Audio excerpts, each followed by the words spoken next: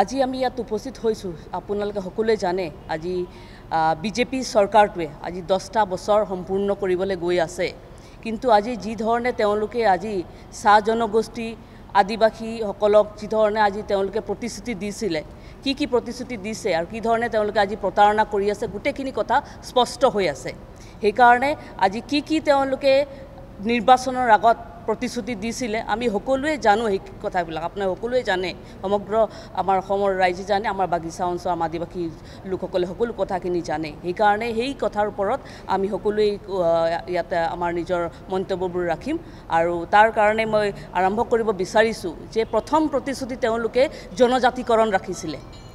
জনজাতিকৰণৰ কথা তেওঁলোকে আজি 6 জনগোষ্ঠী জনজাতিকৰণ কৰি দিম বুলি কৈছিলে এই 6 জনগোষ্ঠী জনজাতিকৰণৰ ভিতৰত আমাৰ চাহ আৰু প্ৰাক্তন চাহ জনগোষ্ঠীৰ লগতে আদিবাসীসকলক আজি জনজাতিকৰণ কৰিম কৈছিলে কিন্তু আজি এই জনজাতিকৰণ ক'ত গ'ল আজি 10টা বছৰ হ'বলৈ গৈছে তেওঁলোকে আজি যি ধৰণে প্ৰতিশ্ৰুতি দিছিলে প্ৰতিশ্ৰুতিটো ৰক্ষা কৰিব পৰা নাই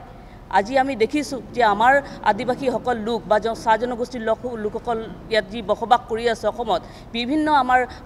অন্য ৰাজ্যত ভাৰতবৰ্ষৰ বিভিন্ন ৰাজ্যত কিন্তু আমাৰ এই আদিবাসী চাহ জনগোষ্ঠীৰ লোকসকল আজি কিন্তু শিডিউল ট্ৰাইব কাষ্টত আমাৰ তেওঁলোকৰ আমাৰ শিডিউলিং হৈ আছে আজি বহুতখিনি আমি শিডিউল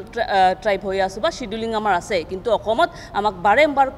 কৈ থকা হয় কিন্তু আজিলৈকে এই চৰকাৰখনে সেইটো কৰিব পৰা নাই আৰু দ্বিতীয়টো কথা হৈছে যে আজি দৈনিক মজুৰি যিটো আমাৰ চাহ বাগিচা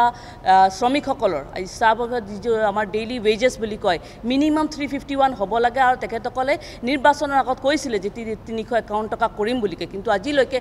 351 টকা কৰিব পাৰা নাই তেওঁলোকে আজি চাওক আজি ইমান মূল্য বৃদ্ধি হৈছে বা আজি যি ধৰণে আমাৰ চাহ জনগোষ্ঠী আদিবাসী লোকসকল আজি দিনে দিন আজি